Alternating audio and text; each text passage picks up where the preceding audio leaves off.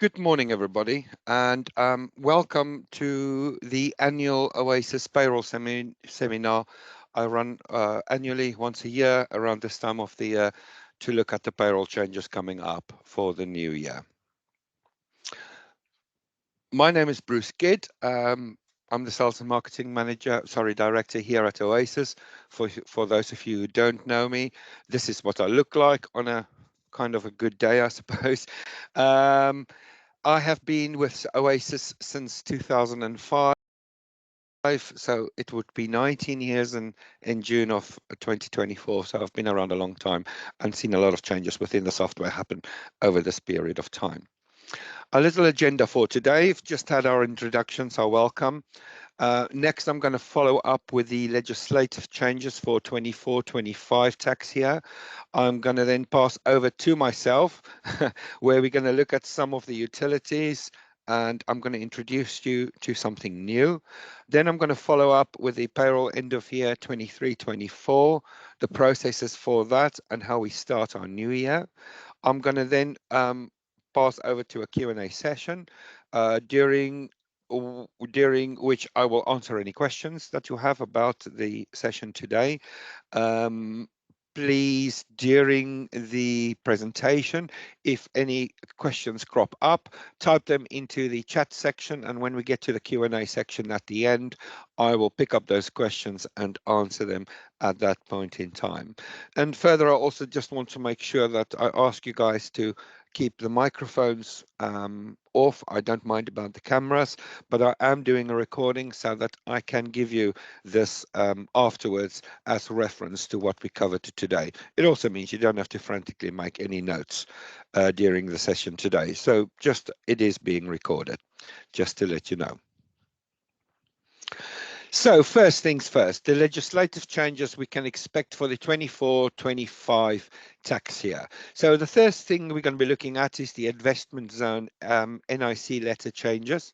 We're going to pop over to statutory paternity pay changes. We're going to look at real-time information, employer substitute forms P60, which is the usual things we look at. We're also going to look at some other software changes regarding auto-enrollment, and of course the all-important statutory rate changes for the new year. So firstly, the investment zone national insurance contribution letters.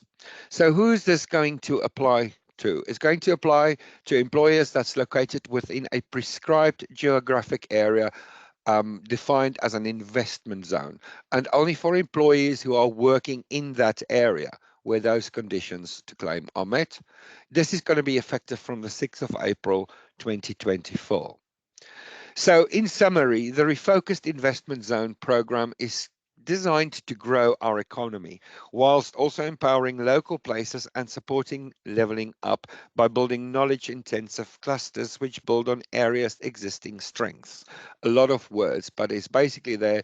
It's designed to grow the economy whilst empowering the local places and supporting the levelling up scheme. The package of tax relief available in investment zones has been carefully designed to bring forward new investment by reducing the cost of doing business. Employer NICs is to be included in the wider investment zone initiative, and a reduction in the rate of employer national insurance contributions will be available for all investment zone tax-based businesses. The calculation of primary class Class 1 national income NICs, is unaffected. So this relief will be available from the date the first investment zone employer NICs relief tax site is operational. For the new NI letters, there will be a point in time, obviously in the future, where the use of the new letters expires, at which point the employer must be reverting back to the standard equivalent letter. So for investment zones, use of their letters expire approximately 36 months from the date the employee started working for an investment zone employer. There are 4 new investment zone NI category letters, which are N, E, K, and D. You will notice that they mirror existing NIC letters, category A, B, C, and J, effectively. Important note is if in the event of an investment zone tax site becomes operational before the 6th of April 24, the employers will be able to claim the relief using the existing Freeport NIC category letters instead. But this is a temporary arrangement until the investment zone NIC category letters become available, which is from the 6th of April. So what has changed in the software to accommodate these changes? So the introduction of the investment zone functionality means that a new checkbox has been added to the payroll set options. And when the investment zones are in use, additional national insurance contribution codes are available to assign to an employee if relevant, therefore resulting in the calculation process being updated to be able to process the new codes. So as you can see on the set options page 2, we now have a tick box for investment zone employer. Once that tick box is on, the NI letters will become available against the employee to be selected.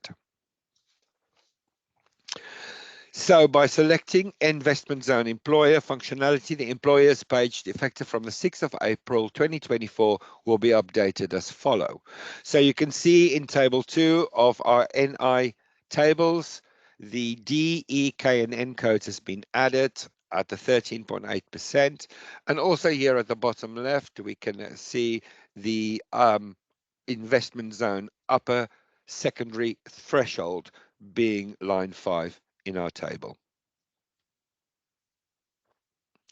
In payroll processing, when the investment zone processing is in use, and it is the tax year 24-25, the NI code list will display the new codes as it's shown here below. Further to that, on the details and bank and the additional information, a new checkbox has been added to indicate the employee is eligible for investment zone NIC relief. This checkbox is ticked automatically when applying an investment zone NI code to the employee. So in the details and bank additional information, we now have a tick box that comes available once I've selected the investment zone employer. And it will automatically be ticked on if I've selected one of the NI code D, E, K, or N. So the employee list report and the personnel module has been improved to give the ability to only show Freeport employees or investment zone employees. The summary version of the report is also available to output to Excel. Just to show you the options now exist to include these employees. So with statutory paternity pay is the next thing we'll be looking at. So who does this apply to? To employees who work in England, Scotland and Wales. Notice no Northern Ireland in that list. It's also effective from the 6th of April 2024. So in summary, in its manifesto, the government committed to make it easier for fathers to take paternity leave.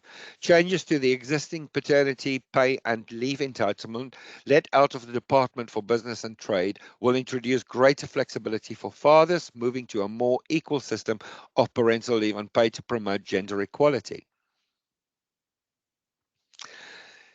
So what is going to happen? So following some consultations many years ago, this will cover Great Britain and not Northern Ireland, and will come into effect from the 6th of April.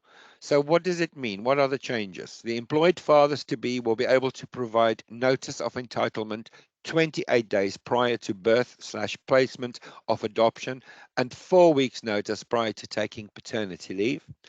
And an employed father will be able to take paternity pay leave in 2 consecutive periods of 1 week or a 2-week block within 52 weeks of the birth of the child or placement for adoption. So how's the software going to change? So to ensure that the requirement changes can be applied to employees in Great Britain, but not those employed in Northern Ireland, it's been necessary to add a checkbox to the details and bank section to identify the employee as being subject to Northern Ireland statutory paternity pay legislation. As you can see, tick box appeared in our details and bank form. So to assist with informative messaging, several fields have been added to this SPP section of the other statutory payments tab on the PAYE NA Stat Payments form. The criteria form on the employee record print has been improved to give the ability to either show or exclude employees who are marked as a Northern Ireland employee. As you can see, the additional boxes with the SPP added in the tables. And the employee record print form, that has changed to include or exclude Northern Ireland employees.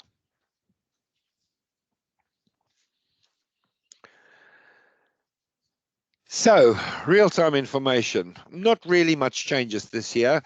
This applies to all employees and the employers who work under the UK payroll, and again effective from the 6th of April. So the usual year-on-year uplifts to support a new tax year has been added. A few things to note are as follow. The additional NI codes applicable to the investment zone legislation will be allowable in 24-25, but not within the remaining periods of 23-24. The validation on a statutory maternity pay payment having to be paid to a female employee has been removed from 24-25. Software changes we can see here is not much. The FPS changes are minor and date related. The year has been changed to 23-24 and the minimum and maximum values for dates has been updated to the range from 6 April to 5th April 25. And pretty much the same changes in our EPS. So really just an uplift of dates.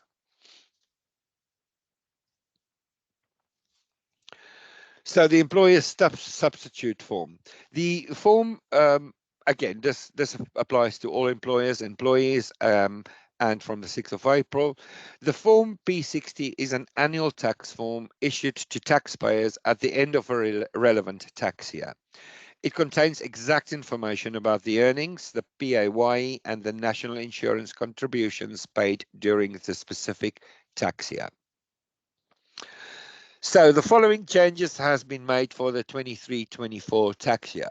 Well, the first obvious thing is the tax year has been updated to 24, as you can see there. The second thing is the wording on the form has been updated from employments in that way to employments in that way. I had a real good look on the form. I couldn't see it to start with. It took me a few minutes, but I believe they mean the employments that sits there. Now, as we know, HMRC does not issue pre-printed stationery and hasn't done so for quite a good few years. So why would you buy P60s if Opera already creates them on plain paper? Well, it could be a security thing because the P60s is self-sealable and you just stick them in the post, or it could be a time-saving thing because if you have to send 1,000 P60s out and you don't email them, it's quite a job to stuff them in envelopes, for example. So with this in mind, we've teamed up again with one of our suppliers for pre-printed stationery. Just a little breakdown of some of the costs down there, a delivery charge. If you are interested in any of these, then of course you can email myself, you can call me, or I have an order form on our website where you can go along and order some of the P60s, if this is something that you want, of course. When this guide was put together, and still at this moment, the pensions regulator hasn't announced the changes for 24-25. So we have to assume that what we have is correct, and therefore you would notice there has been no changes in any thresholds at this point in time. Should an announcement be made by the pensions regulator at some point, we will obviously update the software to reflect those changes.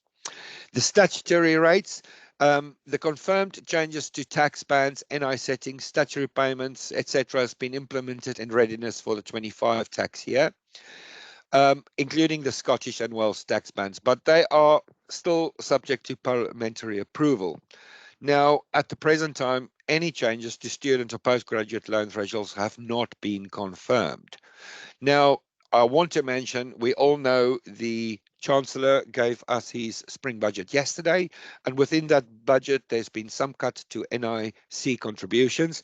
I haven't applied those cuts to my talk today, but therefore, a post-upgrade release additional update may be required. I would say will be required. We will probably issue the tables just so they can be implemented in your system when we know what they are and when we have them, to be honest. So I'm going to move on and look at the actual statutory rates and tables. I'm not going to read every single bit of information on them. This is really just for information purpose so you can see what has changed. First, we're going to be looking at the insurance rates and earnings limits. There is no real changes on this form when the values are concerned, apart from the addition of ISUST, I'm going to call it, so the investment zone upper secondary threshold. That is the same as the Freeport one was, so it sits in the same column there. Next, the employees' NI contributions from the 6th of April. Now, this is where I believe the additional 2% cut is going to come into this earnings above ST and up to including UAL.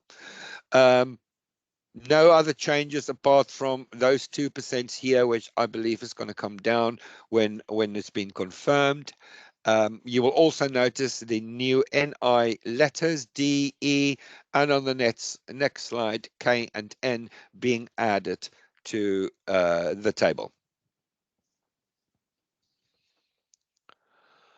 After that, we're looking at the employer's NI contribution. And although we have the new letters added in this table, there's been no changes. The 13.8% stay. You'll also notice that the ISUST has been added in the relevant areas where they should fall on both of these tables, as we've got now a whole host of letters for our NI categories. So income tax rates and bands for the rest of the UK. The basic rate stays the same at 37,700. There's also not been any changes to the higher rate and the additional rate for this year. The Welsh and Scottish tables, don't think it affects any of you guys here, but to mention the the Welsh rate at the top, that has been unchanged this year. And at the Scottish rate, there's been some changes. They introduced an advanced rate for 24-25, cutting in half the higher rate with a higher percentage for tax. And the top rate has slightly increased tax percentage to 48%. And you will see and notice a small change in bands at each of these levels.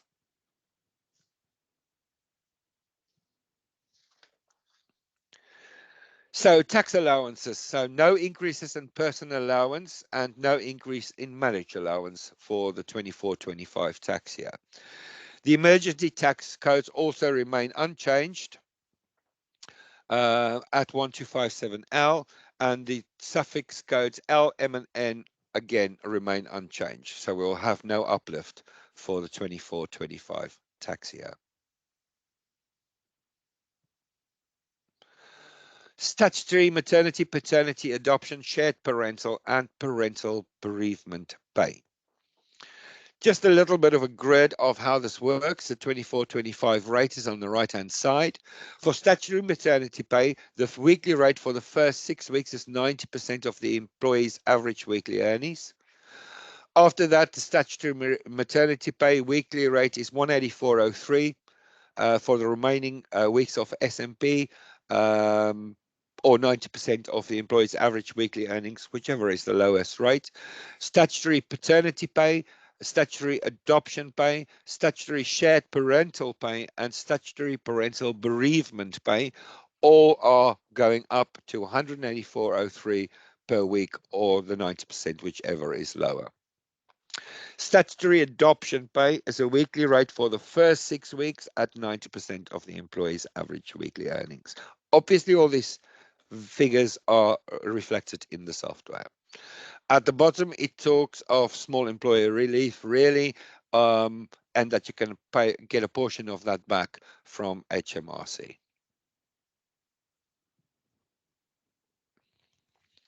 I put together a little file, and you'll also find this within the guides that Pegasus have brought out. This just gives you a little bit of a grid of the number of qualifying days in the week and what the daily rate would be for statutory sick pay. Small employers relief, there's been no changes to small employers relief for this year. So employers who qualify for small employers relief are those with a total annual class 1 NICs, including primary employee and secondary employer liability of £45,000 or less. If you qualify, you can recover 100% of statutory payments and paid to the employees plus 3% compensation. If you don't qualify, you can recover 92% of the statutory payments paid to your employees. Student loans, from the 6th of April 24, the annual student and postgraduate loan thresholds are student loan plan 1 goes up to 24,990. Student loan plan 2 stays the same, and the Scottish loan plan 4 goes up to 31,395 with the deductions remain unchanged at 9%. Postgraduate loans remain at 21,000 for the 24-25 tax year. Sorry, that should say 24-25 tax year, with the rate unchanged at 6%.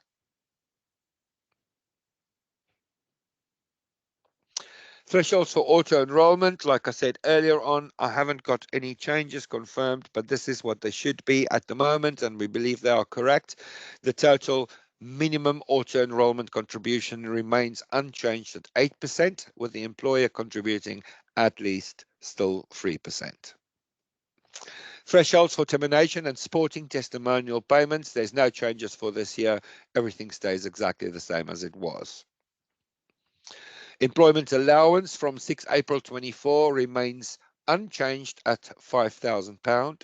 The apprenticeship levy, again from 6 April, remains as £15,000, while the deduction is charged at 0.5%.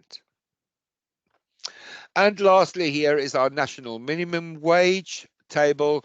Just to mention that you'll notice it's now age 21 and above, whereas last year we had a level of 21 to 23 in between there, with our different brackets at the bottom, what our minimum wage is, with these rates applying from the 1st of April 2024. So that was all the changes and legislative changes for the 24-25 tax year. I don't think there's too many, not much to remember. Luckily, the software guides us through what to do when we do need to one of those functionalities. So next I'm going to move on, and I'm going to talk to you very briefly about some of the utilities available. I'm not going to do demonstrations on them. I'm just going to inform you of what they are. This is a little bit of a break from our payroll, really, to be honest with you. So some of the payroll utilities I'm going to mention is the averages reporting, the personnel email addresses, the auto-enrollment utilities, and then I'm going to introduce you to Duet. Duet is a suite of products that sits in the cloud and interacts with your Opera that gives you the functionality you can see on the screen. So monthly averages reporting. So it's a monthly average reporting is a small utility with a quick install, only needs a UDS to run. In the utility section in payroll, we then have an average pay options. We can run this for our weekly, for our monthly, for our 2 weekly and our 4 weekly groups. We can set the periods that we want to use for the calculation. So if we want to work for a year on average pay or 6 months, we can set the periods for that. We can exclude any payment profile. For example, we might want to exclude expenses payments that's getting paid through payroll. It doesn't affect what people are getting paid in the average reporting. We can exclude that. We can also exclude any statutory payments as well as any tax credits. And the report is then run through the miscellaneous reports, and it's just a report you run with some selection every time you want to see your figures. The second utility I want to call or mention is the personnel email addresses. Again, this is such a small utility. It sits in the background, but what it does do is it allows you to reuse email addresses for those employees that come and go at your organization. Let's say you have a lot of seasonal workers that come once or twice a year into your employment. It gives you the ability to not have to clear out previous email addresses and just be able to reuse an email address. So how does it work? So if you put a new employee on and you reuse an email address, instead of getting the standard Opera message that says this email address is already in use, you get a question that says duplicate email address, reuse address. And if you do, basically it just populates the email address with the one you've selected and takes it out of wherever else it has found it within your system. Now, some of you will recognize this because you call us to be able to clear the email addresses out of your system every once in a while for those employees who have left so that it can be reused. This utility negates the need to do that. And then the last of these three utilities I want to mention is really for auto enrollment. Everybody has to do auto enrollment, and I know it could be quite a jigsaw to get the figures together, get it uploaded, get it matching, and all the other things that go with auto enrollment. So we offer quite a host and a range of pension provider links that sits within Pegasus Opera 3 and SQL SE. The data is then collected from various locations in Opera, and it saves critical time and ensures the correct information is sent to your pension provider. The data export utility produces a CSV file that can be easily uploaded to the pension provider via their web portal. And remember, within Pegasus, we offer Nest and Now utilities as standard in the software. So here is a whole list of pension provider formats that we support. So you have Aegon, which incorporates third-party SmartPay, Smart Enroll, and ARC. We've got Aviva, Two Kinds, Creative AE, Legal and General, Now Pensions, People Pensions. We can carry on with Royal London, Scottish Widows, Smart Pensions, Standard Life. There's a bureau edition. What that means is if as a company you have 3, 4, 5, 6 different auto enrollment schemes, it means that by getting the bureau edition, you can run all those schemes in one system at the same time. So you don't then need individual utilities for each of your schemes. This one will deal with all of the ones mentioned here in one place.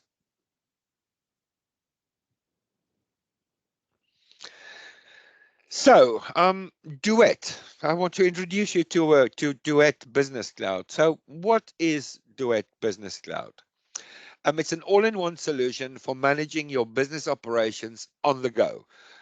It's an easy-to-use platform that can streamline customer service, track employee timesheets, submit expenses claims, and manage purchase requisitions, all from the convenience of your mobile device or your web browser.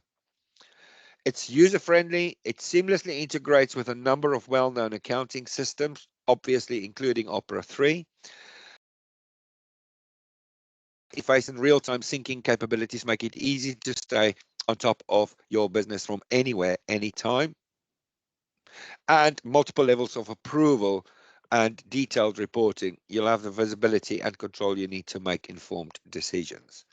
So within Duet, there are 4 applications. We've got a service desk, which manages customers and internal service tickets and allocate tasks to service providers such as office-based staff or field service technicians.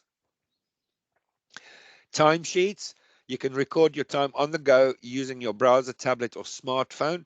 Submit validated timesheets at the end of a period. Quickly approve or query your team's timesheets.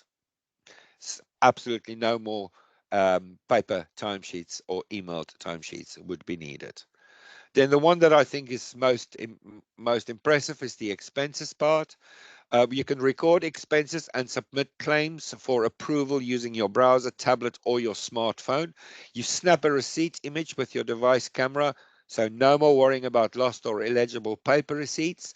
And you can review your team's expenses claims and easily approve, decline, or query items. And then the fourth one in the suite is the requisitions. You can raise requisitions and track them through each state of the workflow using your browser, tablet, or smartphone. You can also send requisitions to the correct team members for costing, approval, and fulfillment. Now, you'll see on here, I've got a whole list of features of Duet. It includes timesheets, expenses claim, requisitions, service tickets. It runs on all modern mobile devices, desktop browsers. There's no software to install. By using the Duet applications, there is no requirement to use a specific accounting or ERP solution, so it can be standalone. It's very easy to use. The interface is very easy to understand how it works. It requires really minimal user training and support. And you can customize the colors to reflect your business brand. No connection, no problem. So store entries offline and you upload to the server when an internet connection becomes available. Internal notification system helps to keep you focused on your tasks. You can import key data from CSV files.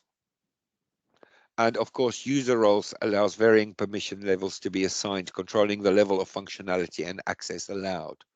It's a flexible report. There's a flexible reporting tool that enables data to be queried using custom filtering, sorting, grouping. You can download the resultant report data in Excel or CSV formats to further analyze, and customized reports can be saved for later use and published for other users to run. I am going to play you a quick video about the whole suite of Duet. It's only just over a minute, but you get to see a little bit what it looks like and just a quick talk about all the functionality.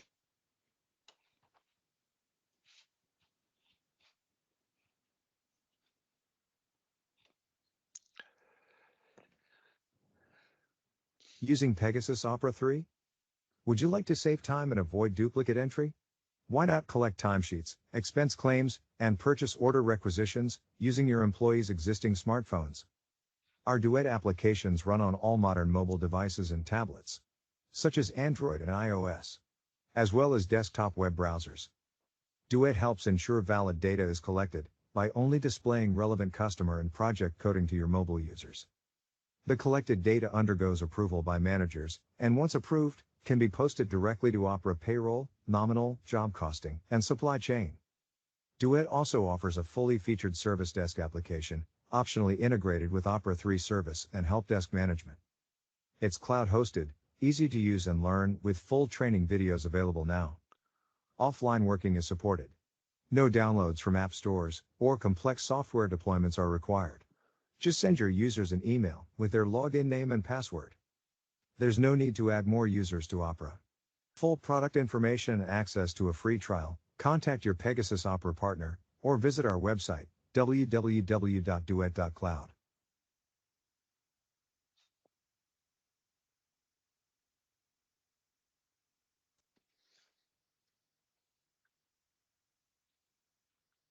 Okay. So I've also kept, because I'll be sending this out afterwards, I've kept a link to the expenses overview. It's a 21-minute video, but it goes through the expenses, which I think most people could or should be interested in having a look at.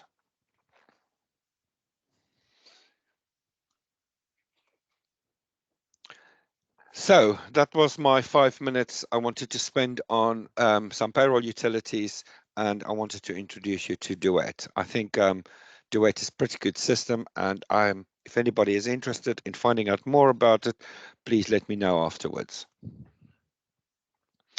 I'm going to now carry on, and we're going to look at some actual processing, running through the year-end process, and what we do, just a little bit of things we need to remember.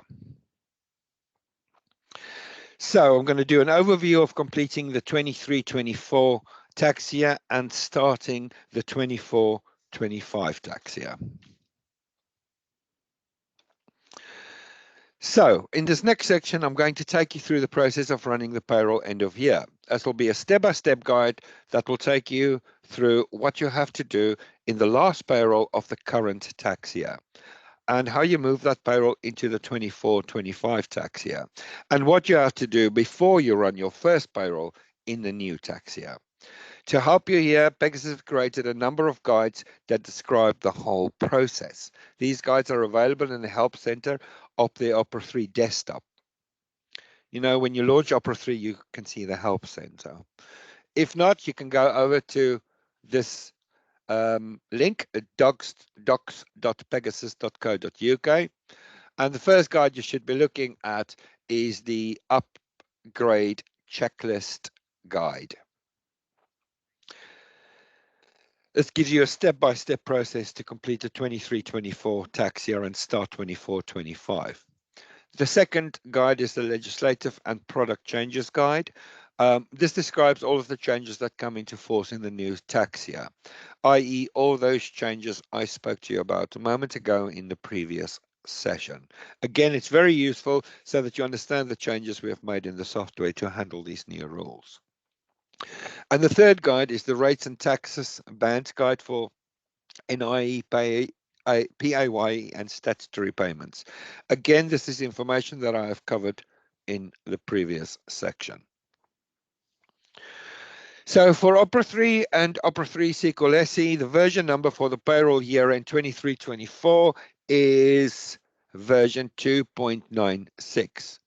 Also, you will need to ensure that the Opera 3 scheduler is at version 2.21. Note, there is no requirement to upgrade the online filing manager as part of the payroll upgrade, and it should be on the latest version still, which is 4.01. And of course, for completeness, if you have Capital Gold payroll, you need to wait a little bit longer for the release around the middle of March 2024. Of course, the same type of documentation is available to that for Opera 3. So when should I apply these upgrades? Pegasus will make the payroll upgrade available for download in February 2024. In fact, it's already been released, as you know, because we've been starting to make appointments for the upgrades. The software can be installed in any pay period before the end of the 23-24 tax year end. We recommend to install the software as soon as possible. Once installed, your software is in place and it's ready to run the year-end processes. You can then submit the final FPS for the 23-24 tax year, and you can submit the final EPS for the 23-24 tax year, and you can then start process 24-25. All needed because of the update. The last point you should install the upgrade is before you start running the final payroll in the current tax year. It's because you will need to run the payroll year-end processes and year-end reports, and you must have the software installed before you can do that. But I must be honest, that would be very late to find out if there's a problem. So I would suggest getting the installs done as soon as possible. Of course, if you have booked with o-a-sys, then we'll take over and arrange the upgrades with you. So what do we do now? We can complete our normal payroll processing, assuming we've upgraded and we've taken a backup at this point in time. Then we complete the payrolls as follow. We can add our timesheets, confirm temporary and permanent payments. We can confirm deductions, run payroll calculations, print payslips, print payroll summary reports. We can make sure P32 processing is correct, making sure our funding and payments are correct, and so on. but we do not run the update option at this stage. It's because we need to do year-end processes before we do that. Once we have completed the normal payroll run for the last payroll of 23-24, we now need to run the end of year. So what is the processes to run of the end of year? We would first of all go into the end of year special reports and select the P60 end of year returns. The P60s have been updated for the 23-24 tax year, again, as you can see on the screen. But they also will have the values of the postgraduate loan deductions because that was introduced at the beginning of tax year 2019. If you choose to print the P60s, then you select the printer option and select the plain paper color or monochrome options. HMRC does not produce pre-printed stationery anymore. Note that there are also two other options available. You can use the email P60 option. This allows you to email the P60s to your employees.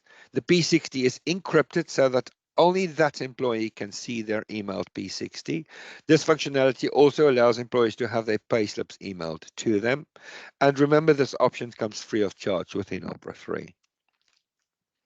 There's also another option that allows P60s to be published to the web. This allows employees to look at their P60s online using devices such as laptops, iPads, and smartphones.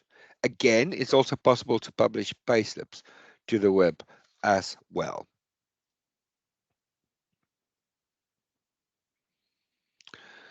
So in Opera, we can go into our end of year special reports. We can print our P60 end of year returns.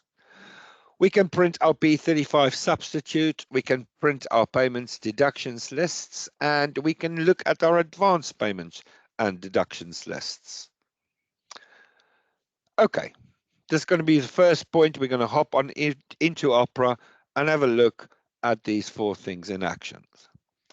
So firstly, in our end of year special reports, P60 end of year returns, I have done my other two groups already in readiness for the end of year. So I'm just going to do my monthly group in this point in time. I will be presented with a selection criteria box of how I want to see my P60s.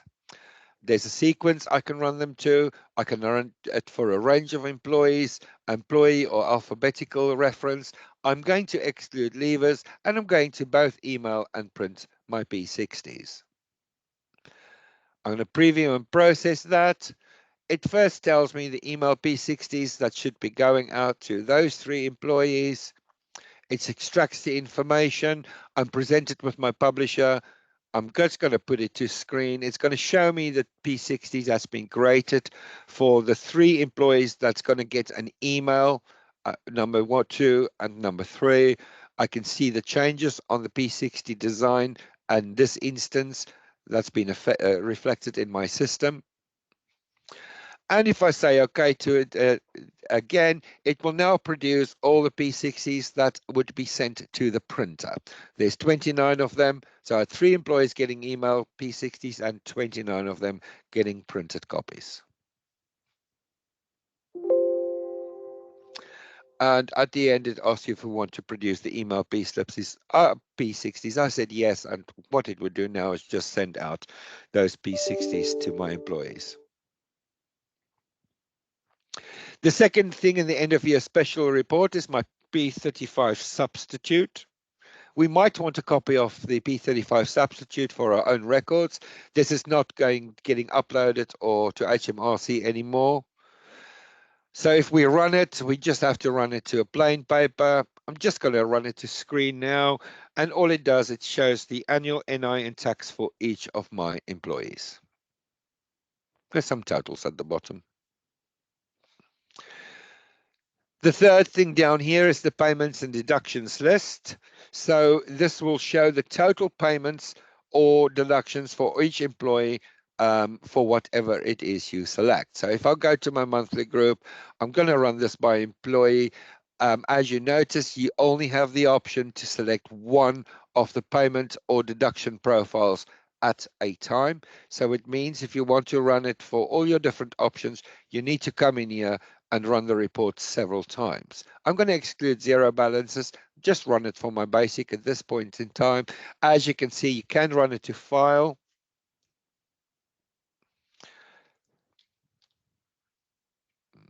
This was the, sorry, basic. So okay to that, and it will create a report for me in a CSV format, in a PDF format that I can then see. It's grabbed the report onto my other screen. So as you can see, it's created the report for me.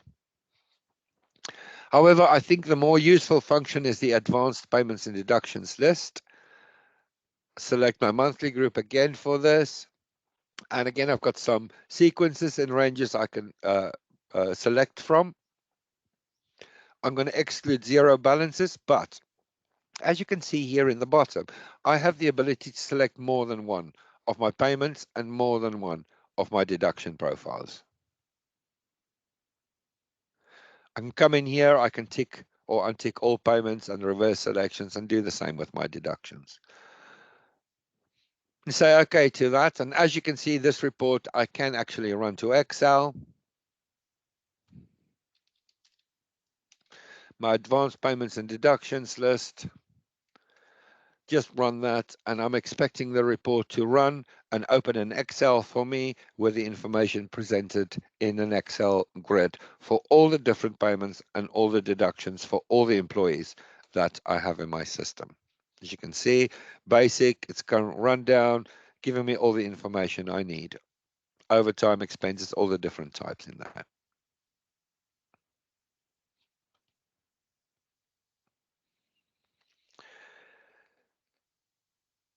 So you can also now go ahead and you can print any other reports that you want or need for your end of year.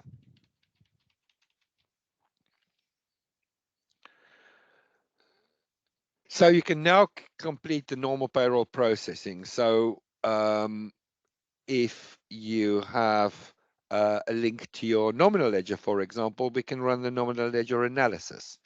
Is your payroll linked to the cash book? We can run the cash book transfer. Is your are your employees paid by backs? Then we can run the payment reports, produce and list backs. Let's quickly run these three options and just show you where they are. So within our utilities, I've got my nominal ledger analysis.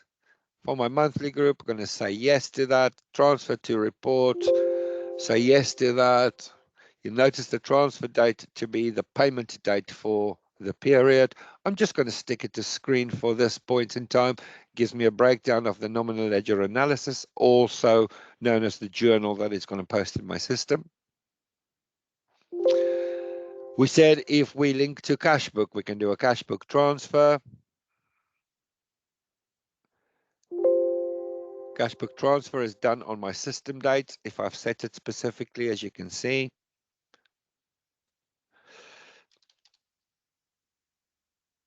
My cash book transfer. Again, it just shows me what it's transferring. I've chosen not to run this to the screen. I don't need to see the report. And it also talked about producing and listing our backs. You'll always get a message that a backs file exists because it keeps on creating them in the same place. I'm just going to run the backs file. So it's telling me that's the information that's going to be contained in it. That's my backs list. And once I say yes to it, it's created my backs file, ready to be picked up by my bank.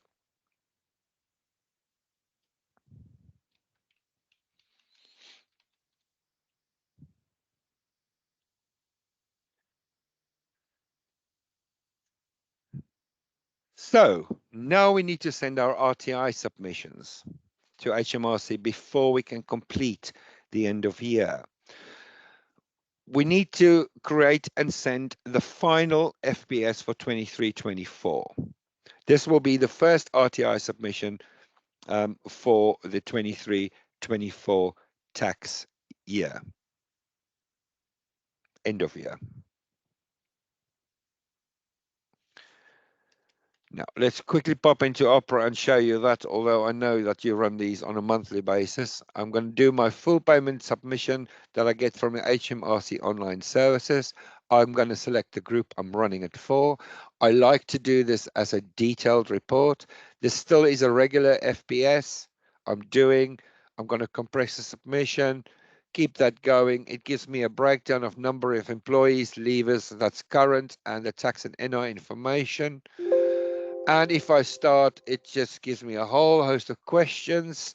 And where do I want to publish the report to? I've just published it to the screen. And because I selected detail, I have a good detailed list of information that goes across to HMRC. I then get a whole questions about whether or not I want to do it. It wants to overwrite the file, and it creates then an FPS for me. At this point in time, if I say yes to the FPS, it pops up my online filing manager, and I go through the process to file my FPS with HMRC. If I say no, I can open the online filing manager at a later stage and file that FPS manually from there. I've just selected to do no at this point in time.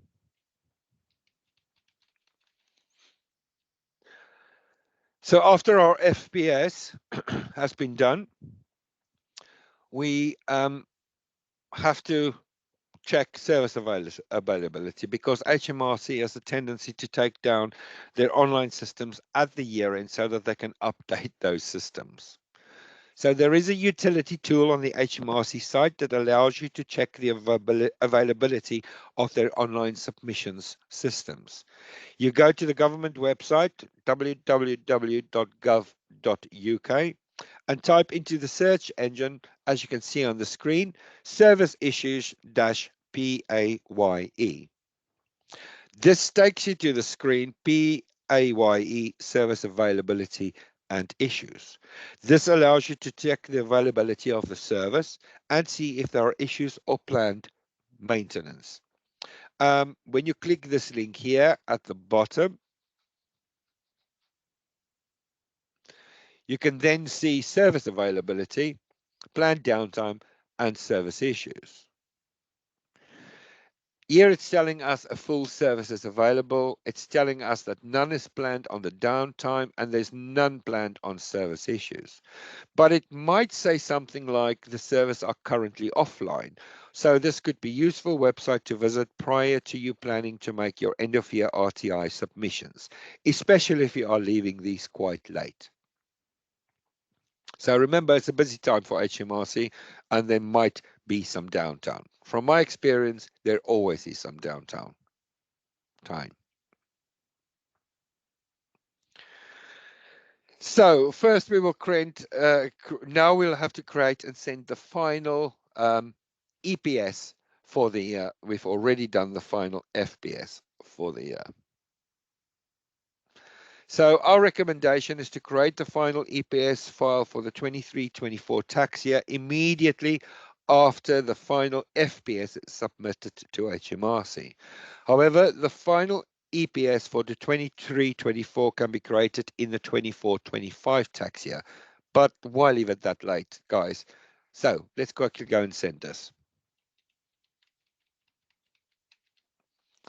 In our online services, we find EPS, or Employer Payment Summary.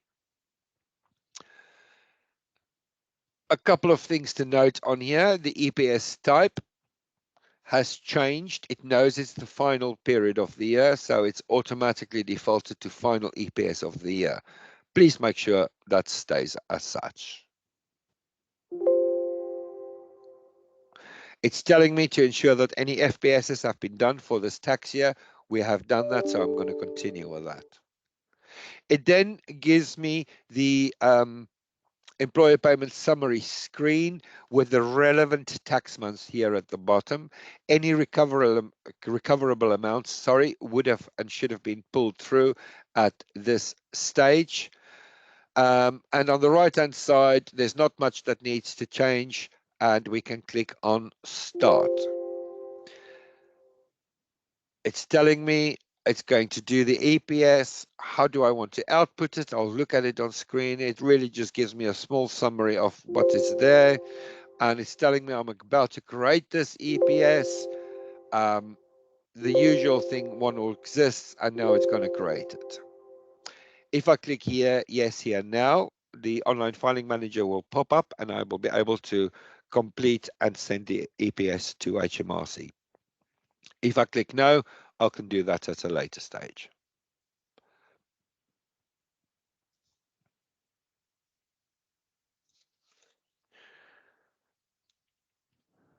So,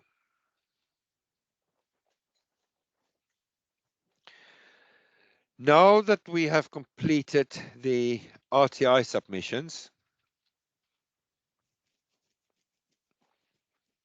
we are ready to close our payroll periods down to run the final update for the year so it can move us into the next tax year. So quickly, let's go and run an update.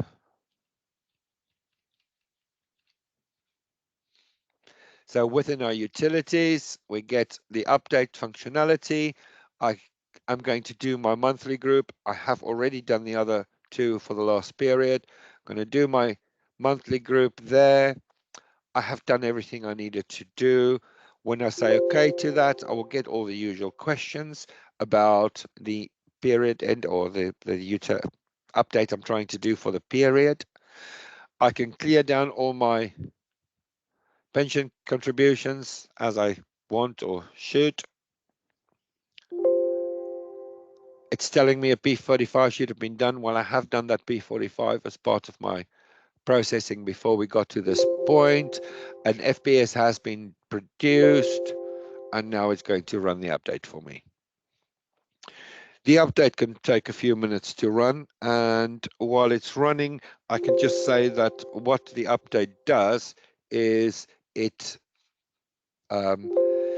takes all my employee information, calculates cumulative figures forward, and when it's the end of the year like this, it makes sure that everything has been calculated correctly, and it will place a PDF copy of things like PDFs, payslips, and P60s on the employer records so that we can look back at that afterwards.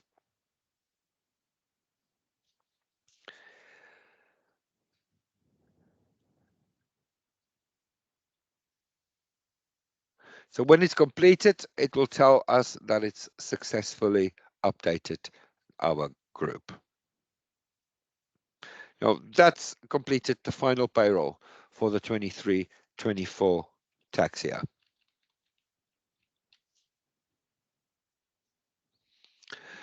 Next, we're going to do the end of year clear down. Now that we've completed the payroll update routine to close the final pay period of 23-24, we need to run the final end of year procedures. This end of year clear down is what places our system into the next tax year. So let's go to Opera and quickly run our end of year clear down. I'm going to select all three of my groups at this point in time, say okay to that.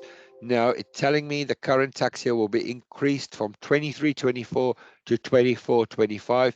It's going to tell me this for each of the three groups I've selected. I want to continue on that one. Again, for the second group, it's telling me, and for the third group, it's telling me. It's asking me to make sure that I've sent all my final submissions to HMRC. Well, I've done all of that, so I'm just going to continue here. Very important screen. This screen allows you now to do your clear down. Now, you know that payroll clears down every year, things like basic pay, overtime, that kind of stuff. If you come in here and you forget to clear that down, forget to select anything and you run your clear down, it will move your tax year on but not clear down the figures. So it's very important to come in here to make sure you select all the payroll payments and all the payroll deductions that you want to clear. Some things you might not want to clear, like a holiday, that kind of thing. You might not want to clear that down, and you can untick those. I'm going to say OK to that. I've selected everything on, and the clear down has now been done. And that would have pushed my tax year into the next thing, next year, sorry.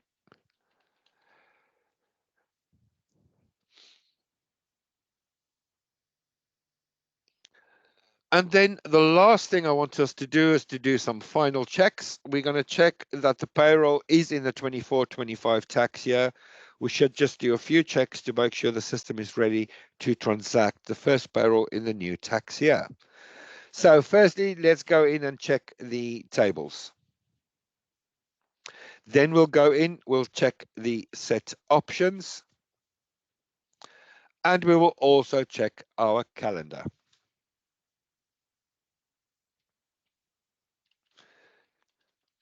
So let's get in here and first open our set options. Now, the set options takes a moment to open, and while that is opening, I'm going to talk to you about set options page 1 before it pops up.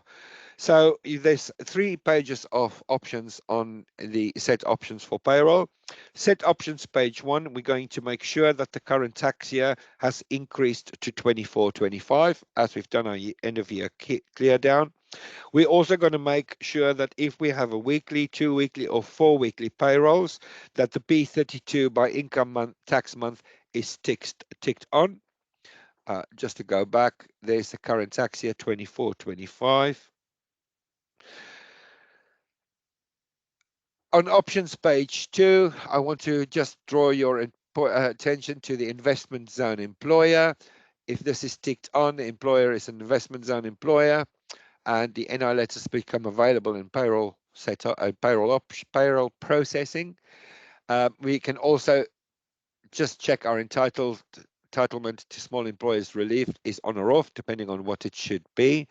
On options page 3, if it's a weekly payroll, the weeks for holiday pay average should be set to 52, while days for holiday pay average should be set to 5. That's the number of days they work in a week and the number of weeks in a year. Just make sure of those settings once this is done, has happened. The other thing it's worth checking is our NI statutory payments tables. We want to come in here, we want to click on table 2, and we want to make sure that table 2 is relevant from the 6th of 4th, 24, and that the tax year is 24-25. If any changes should happen in these tables before the 6th of April, we will inform you of that and allow you to apply them. We probably will just drop tables in, and in our utilities, in the copy statutory rates, you have the ability to come in here to copy those statutory rates from other companies or from the system default.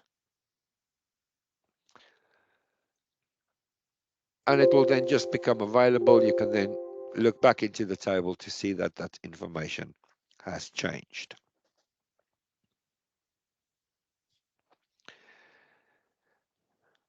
And lastly, we wanted to check is our calendar. Our calendar is automatically created when we do our end of year clear down and period to the last period update.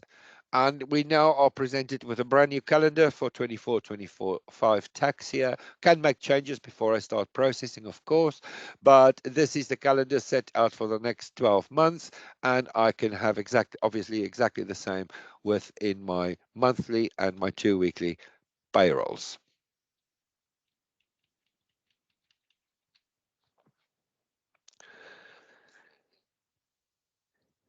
So in our for our employees, we might need to amend some details, taxpayer information, loan checkboxes, that kind of stuff. So our next check really would be within our payroll processing.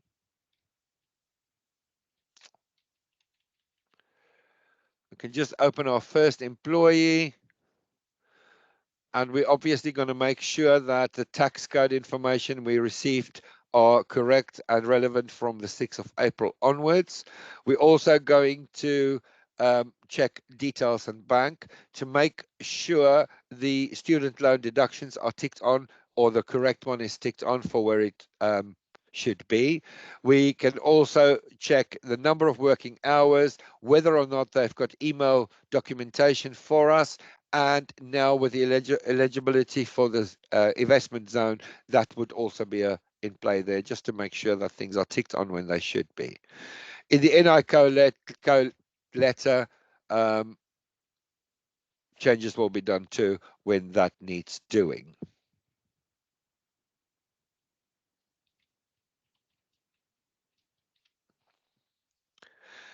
Global tax code uplift. Well, this year there is no uplift in personal allowance with no changes to LM or N tax codes. So there's no tax code uplift to run. However, the HMRC has got a data provisioning service that we've linked to, and within Opera, if you use this service, which you access through HMRC online services, data provisioning service download, it will allow you to download tax code changes from HMRC and apply those to your system automatically without you having to do that. So I would suggest you try and make use of this before the 6th of April to make sure any tax code information is downloaded onto your system.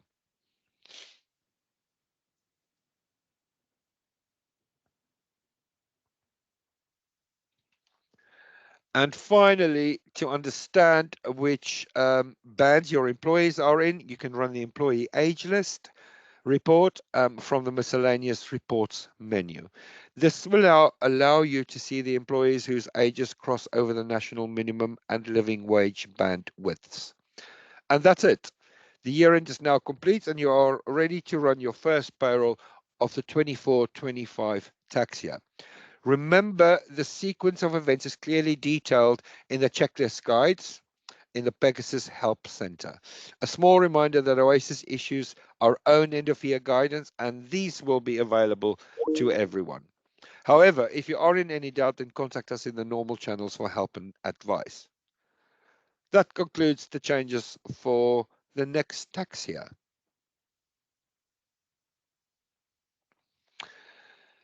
Now, has anybody got any questions? Let me just see if anything has been typed in so far. I don't have anything there. So has anybody got any questions for me? You can unmute yourself and ask me, or type a question in if there's anything. Any feedback? I hope it was all understandable. And if I don't have any questions, I'm going to say thank you very much for listening today. I know it's not the best of subjects, but you know, it's needed sometimes. So